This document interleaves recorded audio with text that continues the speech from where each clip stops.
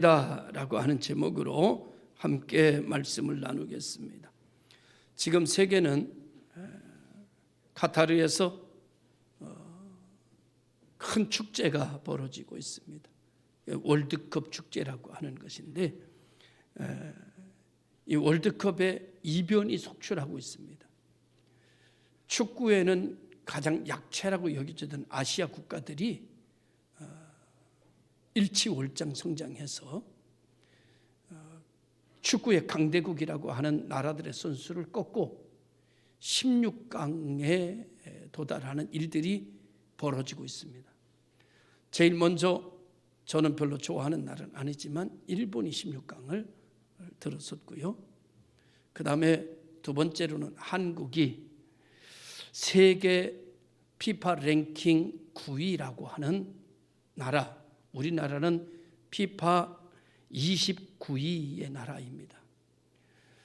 포르투갈과 축구를 하는데 우리가 이길 가능성은 승률이 9%라고 전문가들이 이야기했고, 나머지 퍼센트들은 당연히 포르투갈이 이길 것이다, 그렇게 모든 전문가들이 이야기했습니다만은 우리 대한민국의 저력이 포르투갈을 2대1로 꺾고,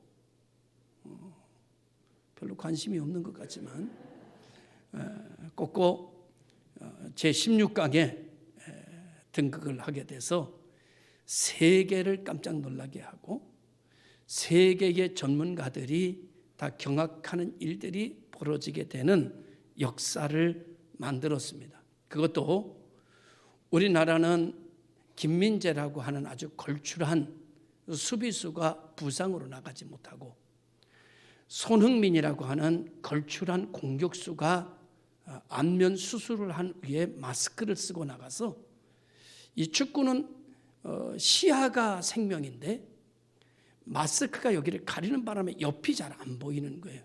그래서 제 실력을 발휘할 수 없는 가운데 출전을 하게 되고, 한 경기를 뛰고 나면 얼굴이 퉁퉁 부어서 돌아오는 형태의 모습으로 과연 한국이 어떻게 될 것인가 라고 생각했지만 세계 언론을 뒤엎어 놓는 그런 역사를 만드는 한국 축구의 축제를 만들었습니다. 참 놀라운 일이죠. 이 축구가 얼마나 중요한가 하면은 너무 피곤해서 잠을 자다가 깨워라. 그런데 깨웠는데 못 일어나고 그냥 자다가 축구가 거의 끝날 때쯤 딸이 뛰어 들어오면서 아빠 16강이야 16강 그런 소리를 듣고 잠에서 스프링처럼 뛰어 일어나가지고 뭐 16강 그리고 뛰어나가가지고 거기서 펄떡펄떡 뛰면서 우리가 16강의 축제를 함께 기쁨을 나누었던 저녁이 생각이 납니다. 한국은 작지만 위대한 나라고 언제나 고난과 긴장이 늘 있지만, 그러나 이 모든 것을 언제나 퍼펙트하게 역전을 만들어내는 나라, 그 나라가 대한민국이라고 하는 나라고, 세계가 주목하는 나라 대한민국이라고 하는 나라 속에 대한민국의 국민이라는 것이 이럴 때면 자긍심을 느끼게 하고, 대한민국의 국민이라고 하는 것이 자랑스러운 느낌을 가져다 주는 것을 어찌할 수가 없는 것을 보게 됩니다. 그뿐만이 아닙니다. 세계를 놀라게 하는 것은 우리나라의 군사력입니다. 우크라이나하고 러시아가 전쟁이 터졌고 그 주변의 유럽 국가들이 전쟁의 위험 속에 빠지면서 이들은 무장을 해야 될 필요성을 느끼기를 시작했습니다. 그런데 전쟁이 오랫동안 사라져버린 유럽 국가는 이미 무기를 만드는 체계는 다 무너졌고 무기를 만드는 일에 모든 것은 빨리 진행될 수가 없는 체계가 돼버리고 말았습니다. 그런 가운데 미국이라고 하는 나라가 아주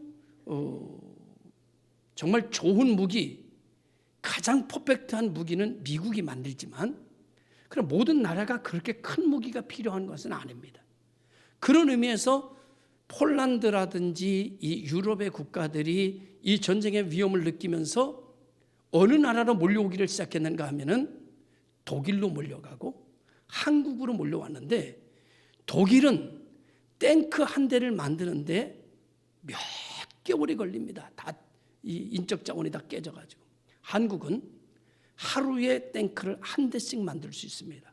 K9 자주포. 여러분, 하루에 한 대씩 만들 수 있습니다.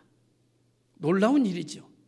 그런데 독일의 전차와 한국의 전차의 가격 차이를 보면 독일의 전차가 10,000원이면 한국의 전차는 6,000원입니다. 그러니까 가성비가 한국이 뛰어난 데다가 그 탱크들의 그 어떤 그 능력을 따지니까 별로 차이가 없어요. 영하 30도, 영하 20도에 가는 데다가 독일 탱크 놓고 시동을 거니까 시동이 안 걸려요. 한국 탱크는 영하 50도에다 놓고 시동을 걸어도요, 시동이 부릉부릉 걸려요. 어느 나라의 탱크를 사가겠습니까? 폴란드가 한국의 방산업체와 자주포와 이런저런 무기를 구입하는 계약에 여러분 얼마가 계약됐는지 아십니까? 40조 원이라는 계약이 터집니다. 한국 방산업계가 발칵 뒤집혔어요. 여러분, 한국의 전투기가 만들어졌잖아요. KF-29인가? 이게 만들어졌는데 여러분, 이게 지금 세계를 놀라게 하고 있고 세계의 이 전투기를 구매하려고 줄을 서는 역사가 일어나기를 시작합니다. 한국의 전쟁 중인 휴전 중인 위기가 한국의 경제를 떠받치는 효자 종목으로 발전되고 있다는 놀라운 일이죠. 모든 것이 다 무너지는 상황 속에서 한국의 경제는 방산업을 통해서 다시 일어서는 놀라운 역사가 일어나게 되고, 한국의 기술력의 뛰어남을 알게 됐던 사우디의 그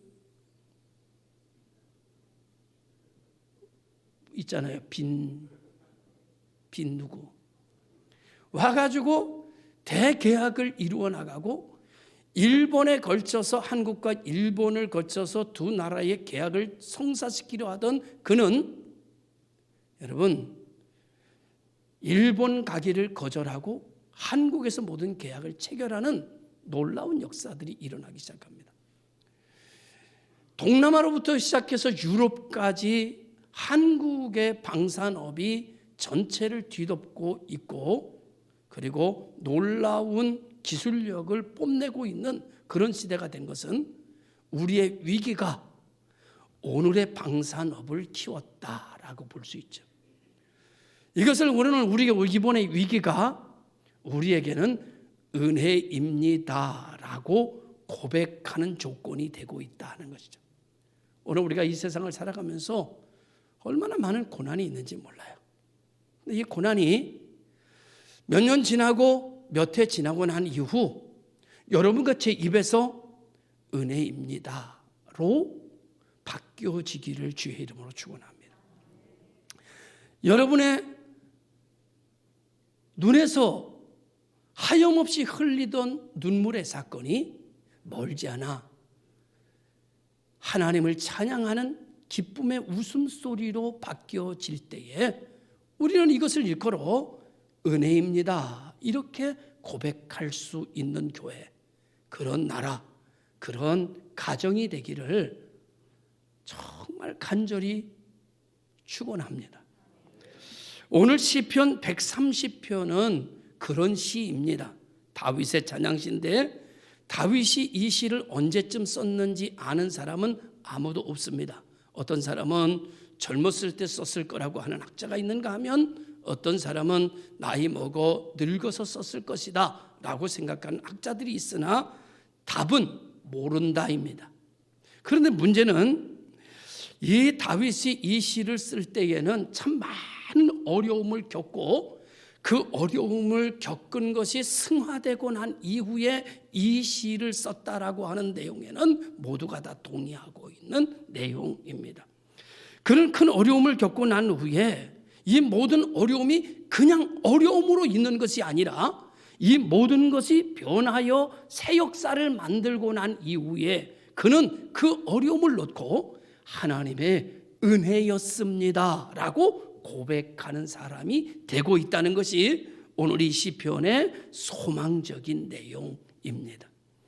그는 말하기를 내 영혼아 여호와를 송축하라, 내 속에 있는 것들아 다 그의 거룩한 이름을 송축하라고 말하면서 1절에만 송축하라는 말을 2번, 이어서 2절에 1번 시작하면서 3번 여호와를 송축하라고 자기 자신에게 지시하고 명령하고 있는 것을 우리는 볼 수가 있습니다. 이어서 그는 2절에 뭐라고 말하는가 하면 왜 하나님을 송축해야 되느냐, 너 다윗은 나는 왜 하나님을 송축해야 되는가 라고 하는 말에 그의 모든 은택을 잊지 말지어다 이렇게 말해주고 있어요. 이 말을 우리나라 말로 이렇게 말하면 너 다윗 하나님의 은혜 잊으면 안 돼. 너 오늘의 너가 너 된 것은 네 실력이 아니라 하나님이 은혜 주셨기 때문이야. 너 하나님 은혜 잊으면 절대 안 돼. 이렇게 자기 자신에게 말해주는 겁니다.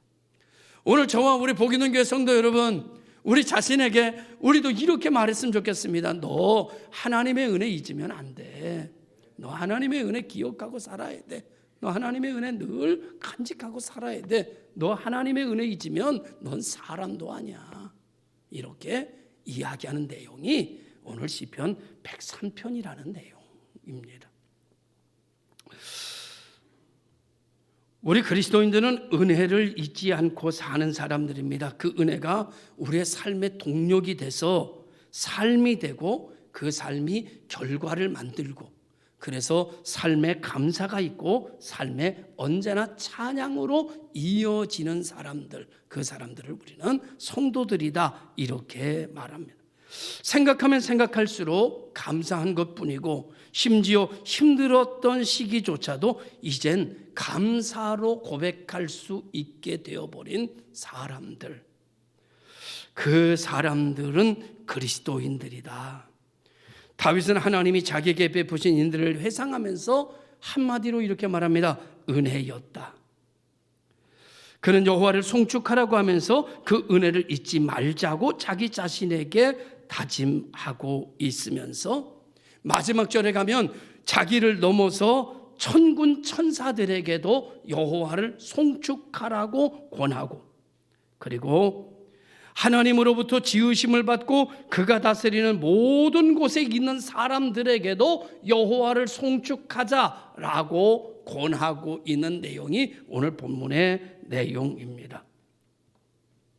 기가 막히고 아름다운 이야기죠. 마지막으로 다윗은 자기 영혼에게 다시 한번 다짐하기를 내 영혼아 여호와를 송축하라 그렇게 말하면서 오늘의 시편을 끝내고 있습니다. 요즘 교회들 행사가 많습니다.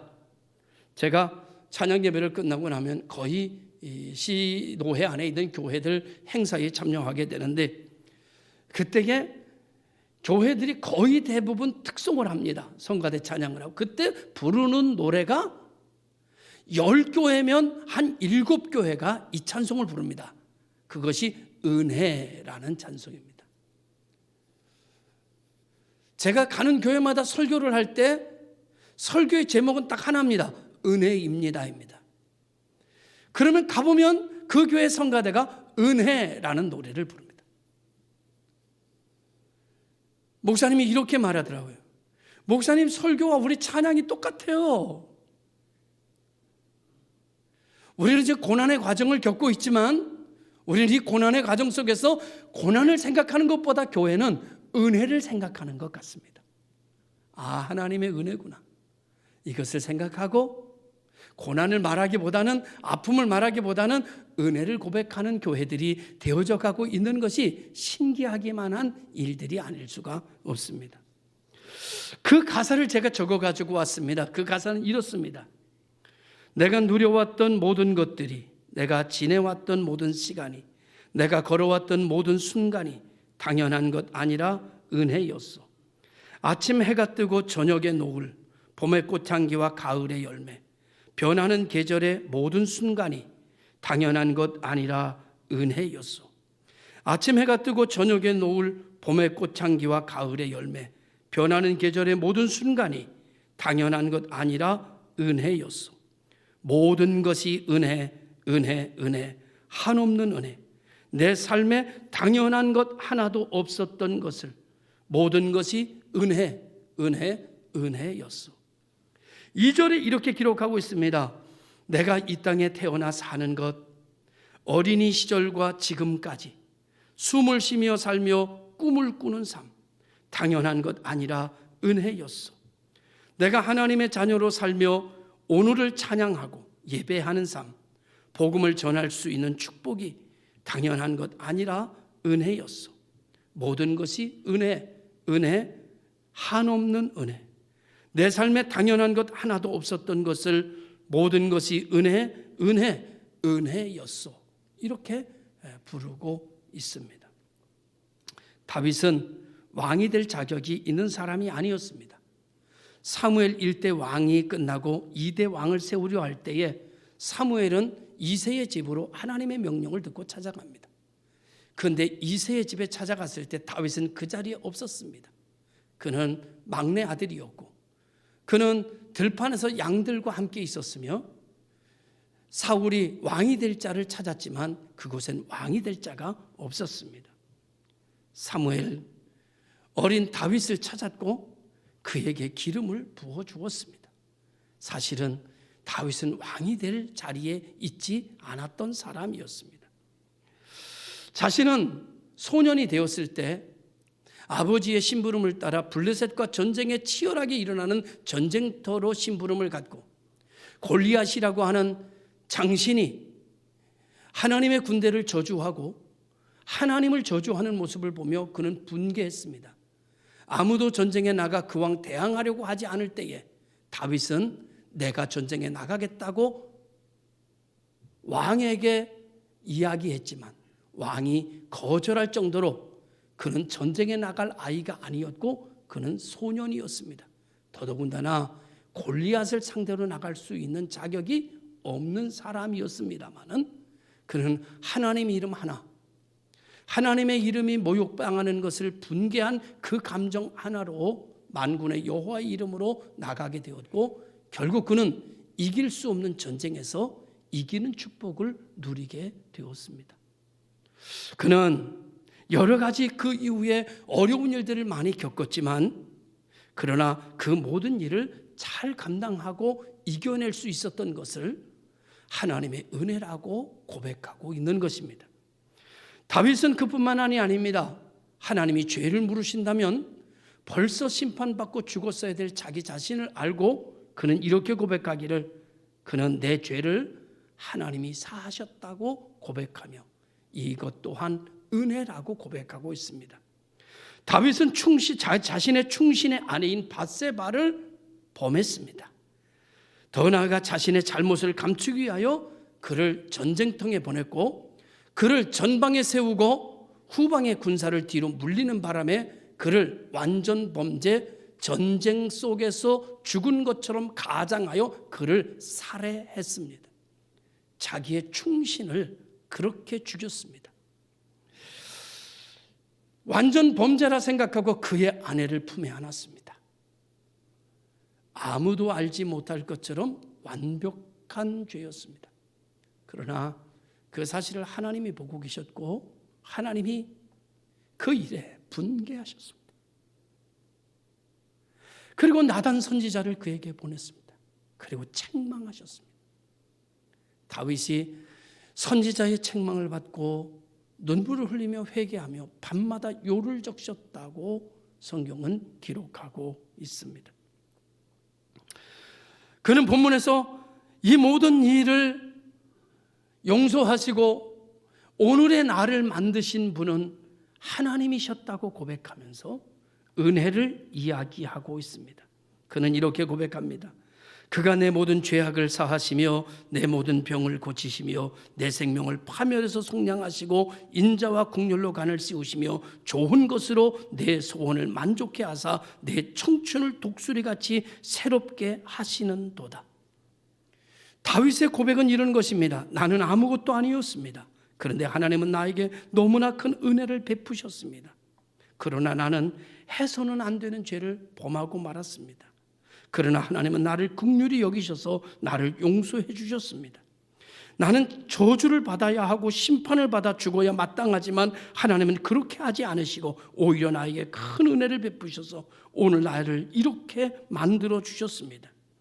나는 그분의 인자와 긍휼의 은혜가 아니면 아무것도 아닙니다. 내가 나 된 것은 하나님의 은혜입니다. 라고 고백하고 있는 것입니다. 오늘 내가 성군이 될 수 있었던 것은, 오늘 내가 왕의 자리에 아직도 앉아 있을 수 있었던 것은 첫째도 은혜, 둘째도 은혜, 셋째도 은혜입니다. 라고 고백하고 있는 것입니다. 우리의 죄를 따라 처벌하지 아니하시고 우리의 죄악을 따라 우리에게 그대로 갚지 아니하셨으니 이는 하늘이 땅에서 높음같이 그를 경외하는 자에게 인자하심이 크심이로다. 14절에 말하기를 이는 그가 우리의 체질을 아시며 우리가 단지 먼지뿐임을 기억하심이로다. 17절에 말하기를 여호와의 인자하심은 자기를 경외하는 자에게 영원부터 영원까지 이른다라고 말씀하고 있습니다. 오늘 우리가 살아가면서 많은 고난에 직면하게 됩니다. 시간이 지나 오늘 이 시간에 이르려면 고난이 고난으로 아직도 머물러 있는 것이 아니라 그 고난이 은혜로 바뀌어 은혜입니다 라고 바뀌어지는 고백을 가질 수 있는 저와 여러분들이 되었으면 좋겠습니다. 과거의 그 어떤 아픔도, 과거의 그 어떤 갈등도, 과거의 그 어떤 시험도 세월이 지나고 나면 하나님이 만지심을 통하여 치유되고 하나님이 은혜 주심을 통하여 새로워져서 하나님의 은혜였습니다. 하나님은 나의 모든 것을 합력하여 선을 이루셨습니다 라고 말할 수 있는 고백을 갖기를 주님의 이름으로 축원합니다. 다윗이 이 시절을 되돌아보면서 하나님이 하셨습니다, 하나님의 은혜입니다 라고 말한 것처럼 저도 제 삶을 잠깐 되돌아보니 하나님의 은혜라고 밖에는 말할 수가 없었습니다. 작은 시골에서 태어났습니다. 고등학교 때 예수님을 만났습니다. 하나님의 은혜 주신 것이 감사해서 이 길을 걸어가기로 다짐했습니다. 그리고 청년의 생활을 보내며 어렵게 신학교를 다니기 시작했습니다. 수많은 사람의 저에게 학자금을 대주기 시작했고 제가 신학을 마칠 수 있도록 지원하고 도와주기 시작했습니다. 어떤 때는 한의사, 한약방 원장이, 어떤 때는 이름 모를 어떤 사장이, 어떤 때는 어느 집사님이, 어느 장로님이 저를 돕기 시작했습니다. 저는 그분들의 사랑을 통해서 신학을 마치게 되었고 교육전도사로 5년 대강교에서 심호하고 그리고 전임전도사로 속초에서 심호하고 그리고 29살 되던 해에 하나님이 저를 정배리교회라고 하는 담임전도사로 부르셨습니다. 담임전도사로 갔는데 거기가 12명 모이더라고요. 하나님은 그 시골에 놀라운 일을 행하셨는데 아무것도 한 것이 없고 아무것도 없는데 하나님은 30명에서 40명의 교인으로 부흥시켜 주셨습니다. 기가 막힌 놀라운 일들이 벌어지기 시작했고 우리 교회는 미자립교회에서 자립교회로 변화되는 과정을 겪어가기 시작했습니다. 하나님은 1년 동안 계속해서 저를 청빙하는 교회가 있었습니다. 그래서 전임전도사로 와서 목사 안수 받았으니 목사로 청빙된 교회로 가자 해서 교회가 금곡교회입니다. 그 교회 갈 때 30명, 1년이 되자 100여 명이 맺는 교회로 성장이 되었습니다. 교회를 건축하고 사택을 건축하고 그러면서 정말 신나게 정말 시간 가는 줄 모르고 사역에 전념했던 젊은 아주 어린 30대의 시간이었습니다. 10년이 지났지요. 그것에서 10년을 지나고 이제 신바람 나게 복 있는 교회로 부임이 이루어지게 됩니다. 제가 지금까지 꽃길을 걷고 하나님의 기적을 체험하고 정말 성도들과 한 가족처럼 웃고 웃으며 살았던 시절은 끝이 나고 복이는 교회에서부터는 광야가 시작됐습니다. 오자마자 성도들 간에 나눠져 있는 갈등, 서로 분쟁하고 싸우고 서로 뒤에서 이야기하는 수많은 일들이 저에게 닥쳐오기 시작했습니다. 예배만 끝나면 따지러 들어오는 성도들을 감당하기가 쉽지 않았고, 그리고 어떤 회의만 끝나면 여러 가지 일들이 뒤에 후유증이 쉼없이 쏟아져 내리기를 시작했습니다. 심야 기도회를 마치고 나면 어떤 사건에 따지려고 예배에 참여하지 않고 밖에서 기다리던 30명 가까운 사람들이 더 많았고, 예배를 드리는 사람보다 따지려는 사람이 더 많았고, 그런 가운데서 점점점 마음은 두려워가기 시작했고 가슴은 뛰기 시작했습니다. 그런 과정을 오랫동안 겪으면서 쉽지 않은 세월을 보냈죠. 그동안 목회하면서 목사님 참 좋아요 라는 이야기를 많이 듣고 살던 저로서는 목사님이 잘못됐다는 이야기를 쉼없이 듣는 저에겐 참 힘들고 벅찬 시간들이었습니다. 성도들을 만나면 기쁘기보다는 어떤 성도를 만나면 가슴이 뛰기 시작했고, 누군가가 문을 두드리면 가슴이 벌렁벌렁하기를 시작했습니다. 그럴수록 겉으로는 더 강한 척을 했고 센 척을 해야지 교회를 지킬 수 있다 여겨져 센 척, 강한 척 했지만 성도들 만나는 게 두려웠고 장로님들 만나는 게 두려웠고 그리고 전화 오는 게 두려웠고 누군가가 목사님 얘기 좀 해요. 그럼 겁부터 나고 가슴부터 뛰기 시작했습니다. 그런 세월을 참 많은 세월을 보냈죠. 더 이상 못 견디겠다 싶어서 교회를 사임하려고 해도 하나님이 말씀하시지 않았습니다. 그래서 위임 목사가 되자고 했죠. 그랬더니 어떤 장로님, 우리 교회 지금 계시지 않지만 이렇게 얘기하대요. 떨어지면 어떡하실 거냐고. 그래서 내가 아무리 봐도 나 좋다는 사람 별로 없는 것 같은데 나 좋다는 사람 없는 교회에 내가 있는 거 나도 힘드니 떨어진 가지요. 사실은 떨어지기를 원했습니다. 떠나기를 원했기 때문에. 그런데 그만 2표 차이로 되고 말았어요. 생각했죠. 아, 내가 생각하는 것과 하나님이 생각하는 건 다르구나. 나를 지지하는 사람이 한 사람도 없는 것 같더니 70%가 나를 지지한다니 이제 나는 꼼짝없이 붙잡혔다.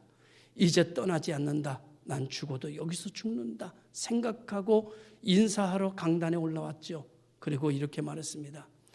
이제까지 모든 것은 다 우리 덮고 함께 갈 사람 우리 함께 갑시다. 그러나 도저히 정동천 목사랑 함께 갈 수 없다 생각하는 사람 다음 주로 교회를 떠나십시오 라고 얘기했습니다. 그리고 시작된 교회가 떠나는 것이 아니라 고난은 더 점점 시작되었고 모든 고난은 저에게 화살이 옮겨오기 시작하는 가운데 성전이 건축되기 시작했습니다. 성전 건축 중에 얼마나 많은 일이 있었는지 이루 다 말할 수 없을 정도로 많은 일들이 있었습니다. 그것을 감당해내기에는 정말 쉽지 않은 시간들이었습니다. 저희 자녀들은 병들기 시작했고 교회를 떠나고 싶다고 이구동성 말하기 시작했고 발던 아내는 마음이 병들어 목양실로 숨어들기 시작했고 목양실에 들어가면 나가기를 싫어했습니다.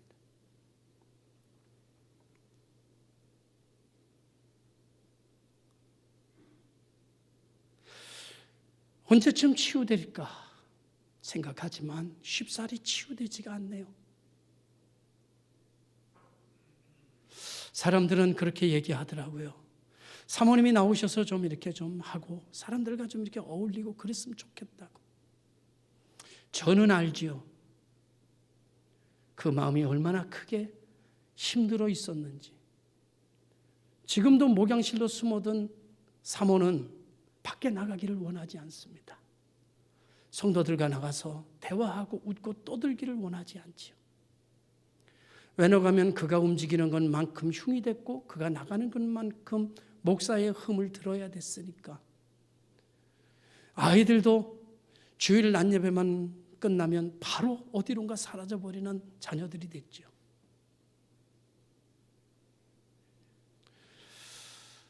사모가 어느 날 저를 붙들고 이렇게 얘기하대요. 사모 사표 내겠다고. 그만하자고.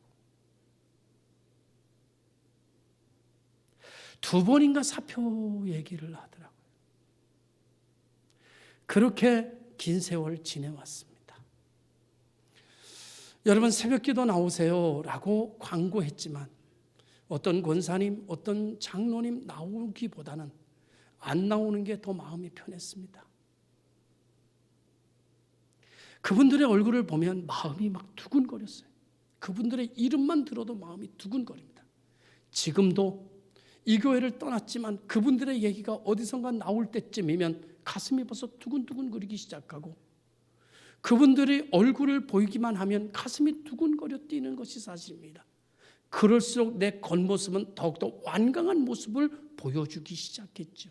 그래야 교회를 지킬 수 있다고 생각했기 때문입니다. 이렇게 20년이라는 세월을 지내왔습니다. 이제서야 부흥은 고사하고 교회가 교회다운 교회가 되기를 원한 이 기도가 20년 만에 이루어져 가고 있음을 보게 됩니다. 하나님의 은혜지요. 아무리 생각해도 하나님이 핀셋으로 찝어내듯 이렇게 불평하고 원망하던 사람들을 찝어낼 수 있을까 생각할 만큼 이제는 저 스스로는 하나님의 은혜입니다 라고 고백할 수 있을 마음이 생겨났으니 이것이 하나님의 은혜가 아닙니까? 이제 목양실로 숨어서 밖에 나오지 않던 사모의 마음도 서서히 치유되어져 갈 것이라고 믿습니다. 그리고 여러분들의 마음속에 담임 목사의 완고한 모습으로 인하여서 상처받았던 모습들도 담임 목사가 봄눈처럼 녹아지면 가정 속에서 여러분 또한 치유될 것이라고 믿어 의심하지 않습니다. 저도 여러분들도 그리고 저의 가정도 하나님의 은혜입니다라고 함께 고백하는 날이 곧 올 것 같아 감사와 영광을 돌립니다. 어떤 목사님에게 물었어요. 목사님, 목회가 뭐예요? 라고 물으니까 그 목사님 이렇게 저에게 얘기했습니다. 목회는 교인들에게 욕먹고 욕값받고 사는 게 목회야. 그게 아니라고 부인하기가 쉽지 않더라고요. 그 말이 좀 너무 심한 말 같았는데 왠지 부인할 수가 없더라고요. 교인들에게 욕먹고 욕값받고 사는 게 목회라고 고백하시는 목사님의 이야기를 아니에요 라고 얘기할 수가 없더라고요. 일말 수긍이 갔기 때문입니다. 그렇습니다. 목회는 교인들에게 욕먹고 욕값받고 사는 걸까? 이렇게 얘기합니다. 목사가 은퇴할 때쯤 되면 교인과 도저히 관계 맺을 수 없이 저 멀리 귀향을 보냅니다. 교인들 있는 곳에 있지 말라는 겁니다. 한번 생각합니다. 세상의 원수지간도 그러지 않는데 뭘 그렇게 잘못했다고 목회자들이 은퇴하면 교인들 쳐다볼 수도 없고 올 수도 없는 먼 곳으로 귀향을 보낸단 말인가? 도대체 세상에 이런 단체가 어디 있나? 여러분 생각해 보세요. 세상에 이런 단체가 어디 있습니까? 10년, 20년, 30년, 40년 기도하고 신방해주고 아프다면 제일 먼저 뛰어가고 그냥 장사하면 달려가서 그 모든 거 예배 드려주고 다 하던 사람을 은퇴만 하면 귀향을 보내니 그렇게 뭘 잘못했다고 그렇게 교회 오지도 못하고 보지도 못하고 그렇게 만들고 멀리 떠나가라고 내밀어 버리는 건가? 이게 교회인가? 라는 생각을 하면서 회개하는 마음 같습니다. 우리가 잘못했으니까 그러겠지. 목회자들이 잘못한 것이 너무나 많은가 보다. 라는 생각을 가져보곤 합니다. 사랑하는 성도 여러분, 우리를 가족이라고 부릅니다. 우리가 그리스도인이라고 불러요.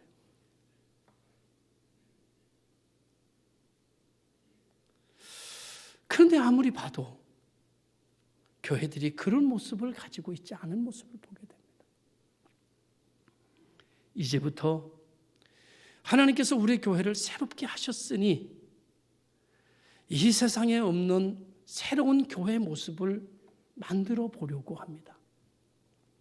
목사도 대접받는 목사가 아니라 대접하는 목사로, 섬김받는 목사가 아니라 섬기는 목사로 살아보려 하고, 서로 은혜입니다, 난 목사님 때문에 너무 은혜를 많이 받았습니다 라는 목사가 되고 싶습니다. 저는 우리 성도들 때문에 목회할 수 있었습니다 라고 말하는 목사가 되고 싶습니다. 여러분들의 얼굴 보면 가슴이 두근거리는 목사가 아니라 여러분들이 눈에 보이지 않으면 보고 싶은 목사가 되고 싶습니다. 다윗이 이 모든 고난의 과정을 겪고 난 이후에 마지막에 말하기를 은혜였습니다 라고 말할 수 있었던 것처럼 저도 사모도 그리고 목사의 자녀들도 은혜였습니다 라고 말할 수 있었으면 좋겠고, 그리고 여러분들도 저랑 함께 신앙생활 한 것이 은혜였습니다 라고 말할 수 있는 목사가 되려고 합니다. 참으로 많은 일들이 우리에게 있었습니다. 어렵고 힘든 일들도 너무나 많았습니다. 20년이 지나서야 우리 교회가 1층에서 사람들이 모여 있어도 뭔 얘기하지? 이런 물음표를 달지 않아도 되는 교회가 됐습니다. 3명, 4명 모여 저 구탱이 있으면 무슨 말을 하는 건가 궁금했고 또 뭔가 불평하나 보다 라고 미루어 짐작하는 교회였습니다. 그러나 2층에 이제 앉아있노라 보면 밑에서 웃음소리가 들리는 소리가 올라오고 밝은 목소리가 밑에서부터 위까지 전달되는 모습을 보면 이제 우리 교회는 교회로 이제 시작입니다. 광야는 끝나고 이제 가나안으로 들어온 줄로 믿습니다. 이제 가나안에서 좀 더 사랑하고 좀 더 은혜의 역사를 만들어 갈 수 있는 사도행전 29장을 쓰자고 그러대요. 많은 사람들이. 그렇습니다. 우리 교회가 이제 사도행전 29장을 쓸 자격 있는 교회가 된 것 같습니다. 교인들은 좀 줄어들었고 헌금은 좀 줄어들었고 모임은 좀 줄어들었을지 몰라도 이제 우리는 교회를 사랑하는 공동체로 거듭나가고 있음을 믿어 의심하지 않습니다. 저는 이렇게 생각합니다. 여러분이 목사를 좀 더 이해해 주십시오. 저도 여러분들을 좀 더 이해하도록, 좀 더 배려하도록 하겠습니다.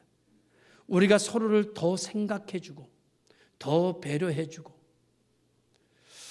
더 기다려주면 때가 되면 우리 모두 함께 한 10년이 지나면 손을 붙잡고 눈물을 흘리며 저랑 헤어질 시간쯤 돼서 우리가 서로 손잡고 눈물을 흘리며 은혜였습니다 라고 고백하며 헤어지는 날이 오지 않겠습니까? 그때는 오늘 이 자리에 앉아있는 성도들만 보이는 것이 아니라 지금 보이지 않는 많은 성도들이 이 공간에 가득 채워져서 함께 찬양으로 하나님께 영광을 돌리고 함께 축복하면서 마무리를 질 수 있는 그런 교회, 내가 멀리 가려고 해도 자주 오세요 라고 말할 수 있는 교회, 여러분 자주 오란다고 자주 오겠습니까? 가까이 살란다고 가까이 살겠습니까?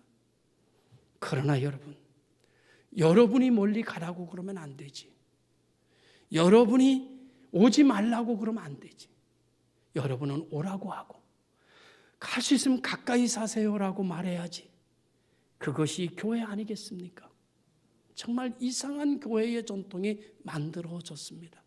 오늘 우리는 교회가 교회되고 서로 사랑하고 마지막에 우리 모두 다 한 사람도 남김없이 은혜였습니다 라고 말할 수 있는 교회를 하나님께서 우리에게 허락해 주시기를 주님의 이름으로 축원합니다.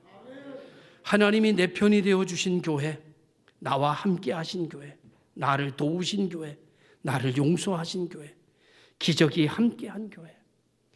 참 힘든 과정을 겪었지만 그러나 하나님의 뜻은 이루어지더라고요. 어느 날 너무 약올라서 하나님에게 말했죠. 하나님의 뜻은 차곡차곡 잘도 이루시네요. 나는 쓰러질 것 같은데. 세월이 지나고 하나님의 뜻이 이루어지고 견딜 수 없는 것 같은데 견디게 하시고 유지될 수 없는데 유지되게 해주시는 하나님의 놀라운 역사에 고개를 숙였습니다. 하나님이 하시는구나. 하나님의 일은 역시 하나님이 하시는구나. 이 고백을 안 할 수 없도록 하나님이 만드셨습니다. 내가 하는 게 아니라 하나님이 하신다라는 고백을 지금도 계속 연발하고 있으면서 지금도 어려울 때면 하나님 앞에 이 고백합니다. 하나님 아시잖아요. 나는 하나님밖에 없다는 거. 그런데 가끔 하나님 꼭 이 고백을 듣고 싶어 하시는 것 같아요. 하나님밖에 없습니다. 이 고백을 들으면 하나님은 꼭 일하시더라고요. 여러분에게도 그와 같은 역사가 일어나기를 바랍니다. 이상하게 가는 곳곳마다 성전 건축했고요. 가는 곳곳마다 사택 건축했고요. 무슨 은혜가 나에게 이런 은사가 있는지 노가다 은사가 내게 있어서 가는 데마다 공사를 준비도 되지 않은 봉사를 해왔습니다. 과정 중에 부채 때문에 몸살을 앓고 얼마나 힘들었는지 모릅니다. 정말 몸살을 앓았지요. 정말 감당할 수가 없었지요. 그러나 그때도 우리 성도들 꿋꿋하게 버텨준 구루토기 같은 성도들이 있었습니다. 그런 가운데서도 흔들리지 않는 성도들이 있었습니다. 그래서 이제는 여러분에게 고마움을 돌려드리고 싶은 마음이 생겨난 거예요. 감사를 돌려주고 싶은 마음. 여러분에게 고마움을 함께 하고 싶은 마음이 생겨나서 올 1년 동안 코이노니아라고 하는 제도를 만들어 보기도 했습니다. 사랑하는 성도 여러분, 고생하셨습니다. 모든 것이 하나님의 은혜. 여기까지 왔습니다. 2022년도 1월 시작할 때 걱정이 태산 같았죠. 과연 2022년도 어떻게 살아낼 수 있을까? 감당해낼 수 있을까 염려했지만 염려는 기후에 불과했고 우리는 12월 첫째 주에 건강한 모습으로 살아내고 있습니다. 이 또한 하나님의 은혜입니다. 개별적으로 내가 하나님 앞에 한 거에 비하면 아무것도 아닌데 하나님은 큰 덩어리를 이기게 하시고 견디게 하시고 여기까지 오시게 하는 그 놀라운 역사를 우리는 보게 됩니다. 이렇게 말합니다. 하나님이 하셨다. 2022년도도 하나님이 하셨다. 이것이 담임 목사로서의 고백입니다. 하나님이 하셨다. 2023년도를 준비하는 과정에 이런 기대를 가져봅니다. 하나님이 또 하실 거다. 이런 기대를 갖습니다. 여러분 개인이나 우리 모두가 다 그 믿음으로 소망을 갖고 서로 손을 못 잡고 붙잡고 백지장도 맞들면 낫다는데 한 장 한 장 같이 힘이 붙여도 할 수 있는 데까지만 우리가 하면서 나머지는 하나님께 맡겨가는 신실한 그리스도인으로 살아 시편 103편이 우리들의 인생을 마칠 때쯤 우리도 다윗처럼 고백하며 모든 것이 하나님의 은혜였소라고 말할 수 있는 종들이 되시기를 주의 이름으로